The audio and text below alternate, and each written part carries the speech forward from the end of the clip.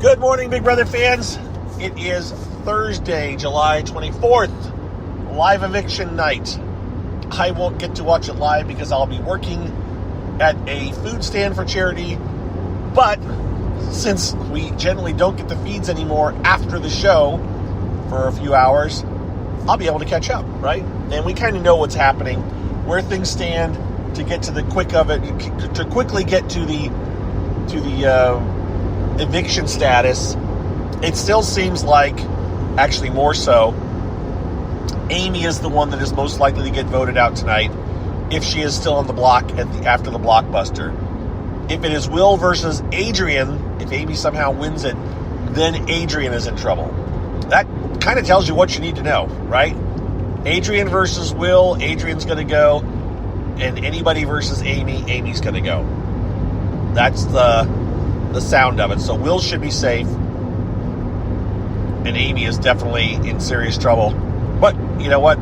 These blockbusters can be total crapshoots. Although last week's was mostly a mental, this week's maybe slightly physical.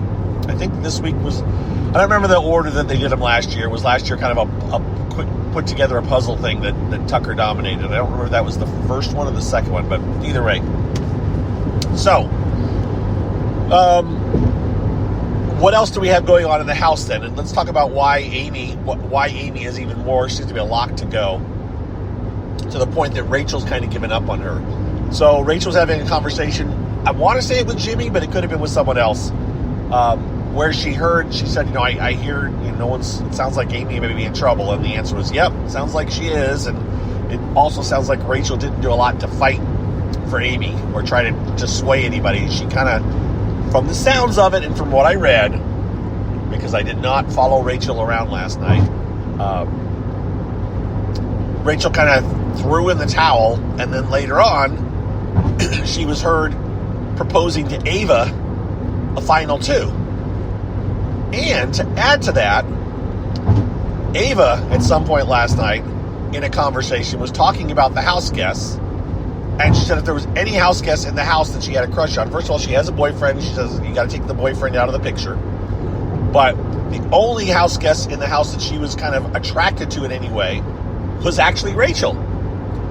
Which she's talked about how Rachel's voice was soothing and everything. So for Rachel to propose to Ava, if Ava's being honest, when she said that she kind of had a crush on Rachel, to have the person that you kind of have a crush on offer a final two, that's gonna, that may cloud your vision a little bit over that person.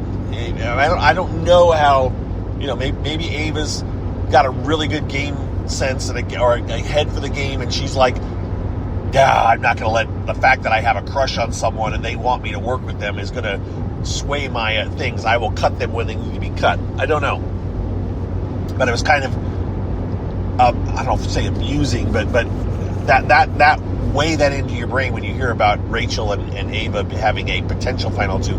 The feeds we did not see Ava confirm final two or anything with Rachel, but look, you say yes when someone asks, so even though we didn't see it, you can assume it. Now, whether Ava's serious or not, we're not going to see in that conversation with Rachel either. We're going to just have to see how it works out, if it even becomes something. So, the fact that Rachel's doing that seems to be like Rachel's kind of giving up on Amy, right? The other thing that happened last night, the thing that I did watch and record and post, was about a 15-minute conversation between Adrian and Morgan, where Adrian was kind of was trying to campaign a little bit to Morgan. Morgan was fairly clear saying, look, I'm voting, I want Will to stay. So if it's you versus Will, I'm keeping Will. He's kind of like a father figure to me. I know these other reasons and whatever. And she's being honest, but she did hear Adrian out on the reasons that he felt that he should stay versus Amy, and I'm better for your game than Amy, and I can't even tell you the reasons because it was whispery, and I was kind of watching the interaction. And in the end, right after that conversation, Morgan went to, I can't remember who it was, I posted it, but I'm not looking at anything since I'm driving. She went to, I think it was Will and Zach, or at least two of the people, and said, I think I'm going to keep. I think I would keep Adrian over Amy. So that's potentially a change in attitude, which is not that I don't think Adrian necessarily needed her vote, but it's a sign of the House leaning towards getting rid of Amy. She's also was heard to say, or rumored to have said, that she's ready to go home. Something about if she gets home before July 31st, she still can keep her job. So, real estate agent generally, I don't know. I don't know how it works where she's from, but that's kind of you're basically you're a contractor. You're doing your own job. You're only losing your own business unless she's working for a real estate company that pays her a salary. I'm not sure. So it looks like Amy's likely to go again, depending though completely on the Blockbuster comp. If she wins it, she's staying. There's no ifs, ands, or buts about that. And then Adrian's probably gone. So it's just either Adrian or Amy likely to leave tonight. What else going on? The feeds, we had a weird like 3-hour downtime on the feeds yesterday. We don't know why, but let's talk about what the speculation was by some people. We don't know why. There was no indication afterwards what happened when the feeds were down for 3 hours. If anything, we just don't know. There was some speculation by folks that they were doing practice of some type for tonight's Head of Household competition, which is kind of funny because they used to let us watch it. They would put a similar competition to what you would have. And matter of fact, if you watch Shima's season, the video where you see Shima throw her microphone into the hot tub, there's that scene. They had a practice golf putting green in their backyard when she did that, and they would go out and take turns practicing and stuff. And it's a similar competition, but not exactly the same. And they don't know the rules or anything. All they know is we're going to have to do something like this. We're going to have to hit a golf ball or whatever the competition happens to be. They set it up in the backyard. They let the house guests come out and play around with it. And then they do a full-on version later. Or maybe they've done a full-on version now, and so that's why they're not letting us see us. Or they just don't like to let us see anything anymore, so that's why we're not seeing it. Either way, if that all was going on, if they had 3 hours to practice or 2 hours and they cut the feeds for 3 hours, that could have been it. We didn't hear a reference to it, or at least I didn't see a reference to it afterwards. There was no explanation for why the feeds were off, and it could have been something else. The other theory out there, and I mentioned this yesterday, remember, we're going to have a Friday show now with Taylor and Big Brother 16 Derek talking about Big Brother. It's Big Brother Unlocked. And Big Brother Unlocked is, they got to have stuff to talk about, right? They're talking about they're going to have behind-the-scenes stuff or extra-scene stuff or what. We're just not sure yet. We'll have a much better idea after Friday. The question is, what if they shut down the feeds for 3 hours so that we couldn't see stuff, even if it was just generic stuff, but they were able to record 3 hours that Derek and Taylor could analyze and talk about, but we would have never seen before. And the feeling is, and it's by me and I'm sure it's by others, if Taylor and Derek get access to feeds that are fairly benign and generic, but we are blocked from them, so we don't get to see them, and we have to watch the show to watch their interpretation and their version of whatever they got to see, that's going to really tick off a big portion of the live feeders, which is a small portion of the Big Brother fandom, so CBS probably doesn't care. I don't know. I don't know if that's the case. Let's see what happens on Friday. But if we figure out that something that we see on Friday's show happened in that 3 hour time block, and you know what, we're gonna now that I think about it, people will be noting what clothes were being worn. They're gonna figure it out. They will figure it out if it happened. There'll be some pretty upset fans, so we'll see what happens. We don't know. That being said, what else? Showmance. Morgan and Patrick. There I go, Patrick. I am so stuck on calling Zach Patrick. I don't know why. Oh my God, I just can't get it out of my brain. So Zach, if you ever hear me say Patrick, I'm talking about Zach. So Zach and Morgan were doing lots of hugging and hanging out and all kinds of stuff. It's not a showmance yet, but it seems to be like it could be looking like one. It has the potential. It has the potential. We'll have to see. We'll have to see. Zach didn't say he was against a showmance, and Morgan has a crush on Zach. We knew that. Zach had a crush on Lauren, but that seems to have cooled. And so, yeah, I'm just not sure. I am not sure what to think about it, or, do I care? Is that a power couple? I mean, they both seem really athletic. They're both, Zach is a quiet game savvy. Morgan is very active in the game. I would consider them power players among the house. I think I said that last time, or within the past couple of podcasts, that, they're kind of power players. So, yeah, that's an interesting developing story. We'll have to see. That is the only showmance on the horizon. I mean, there's kind of a running joke with Riley and Catherine, but Catherine still doesn't have any interest. I don't think Catherine's going to suddenly warm up to Riley. Don't see Addison. That's another thing. I mess up Adrian's name and call him Addison, but Adrian, I don't see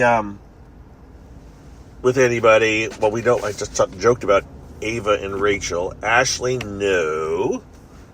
I'm looking at my cast list now while I sit at a stop sign. Keanu, no. So let's talk briefly about last night's episode while I finish up here, because I am getting close to my destination. Last night's episode, 90 minutes. Good thing they had 2 power vetoes, I guess, to do, because that filled a lot of the show. Matter of fact, Kelly's individual power veto was only 2 minutes long, and it lasted, I think the description and the whole thing took more than 2 minutes. So yeah. Oh, I know what bugged me about the first power veto, the power veto ceremony, where Keanu, was it the power veto, whatever it was, when Keanu,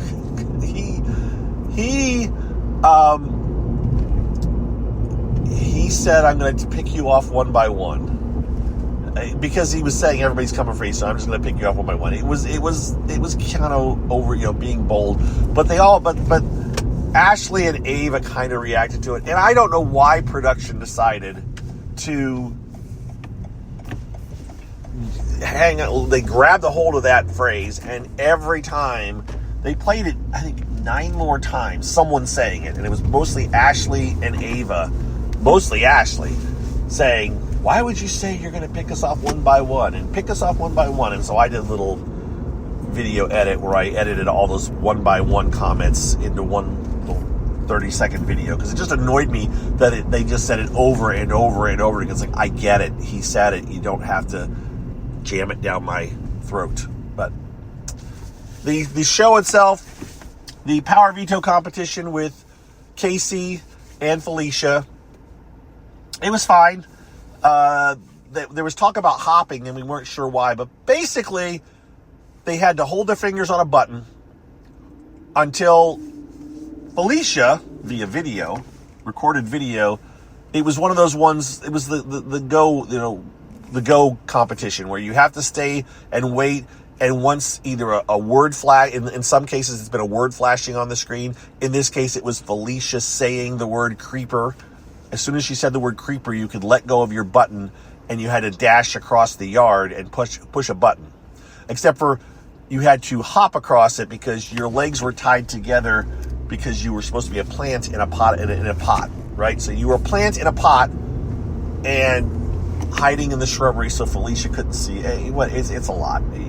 Basically, it was hold these buttons, then hop as fast as you can across the short side of the yard, and punch a button. And they would do rounds until it was down to 2, and then when the final 2, you had your runoff, which ended up being between Casey and Adrian, which you'd heard Adrian had placed second. It was very close. I mean, Casey won. It was clear Casey won, but it was very close. So that was Felicia's part. I was told, Dingo said that apparently Felicia did come out to LA to record her segment, but she wasn't there live. So she recorded it a few weeks ago or a couple weeks ago. Casey obviously was here in person and participating. So Casey won the competition. We already knew that. And again, we saw, then as soon as they said, now this power Venus Sherman, and then Kelly stepped up and said, no, I have a power. And she did her thing up in the gym. She did the puzzle. Again, it was I would never be one to say that anybody should have been able to do it. But it was a 8-piece puzzle. It was a circle. They had little posts that you had to push the puzzle pieces on down. So remember, was it Caitlin? Yeah, Caitlin couldn't do her puzzle because she couldn't. Caitlin's puzzle was harder in that you had to keep everything balanced right? You had to get the positioning right. It was not a perfect shape, an obvious shape, whereas the one that Kelly did was a circle. So there was lots of reasons why Kelly's was in some ways easier than Caitlin if you want to compare, but in the end, doesn't matter. Kelly won, we knew that. She used it, and that's how we got to Amy Will being on the block next to Adrian. And with that, I am going to sign off. Oh, Have Nots is over, so there's that too. So I think that's it though, folks. I am arriving at my destination, and so I'm going to sign off. I will talk to you probably maybe this afternoon. We'll see. If something develops, if I know anything. If not, if nothing major happens, then it will be tomorrow morning where I talk to you about hopefully who the next head of household is and any interesting tidbits that happen on the, quote, live show. And we'll see if Amy or Adrian are the ones that got evicted. And with that, I'm off. Take care. Thank you again for your support. Once again, a shout out to my newest patron, Jen. I'm going to give all my patrons a shout out maybe next week. And if you want to be a Patreon supporter, you can go to patreon.com/BBGOSSIP. And I appreciate it. And for everyone else that just stays and listens to the commercials after this, I appreciate that too. Every little bit helps keep me somewhat motivated to keep doing this stuff, even though I do enjoy the show, obviously. Take care. Bye-bye. It is Ryan Seacrest here. There was a recent social media trend which consisted of flying on a plane with no music, no movies, no entertainment. But a better trend would be going to ChumbaCasino.com. It's like having a mini social casino in your pocket. Chumba Casino has over 100 online casino-style games, all absolutely free. It's the most fun you can have online and on a plane. So grab your free welcome bonus now at ChumbaCasino.com. Sponsored by Chumba Casino. No purchase necessary. VGW Group. Void where prohibited by law. 21 plus. Terms and conditions apply. With so many options, why choose Arizona State University? For me, the only online option was ASU because of the quality. Their faculty was really involved with their students and care about your personal journey. The dedication to my personal development from my professors, that's been extremely valuable to me. Earn your degree from the nation's most innovative university. Online. That's a degree better. Explore more than 350 plus undergraduate, graduate, and certificate programs at asuonline.asu.edu.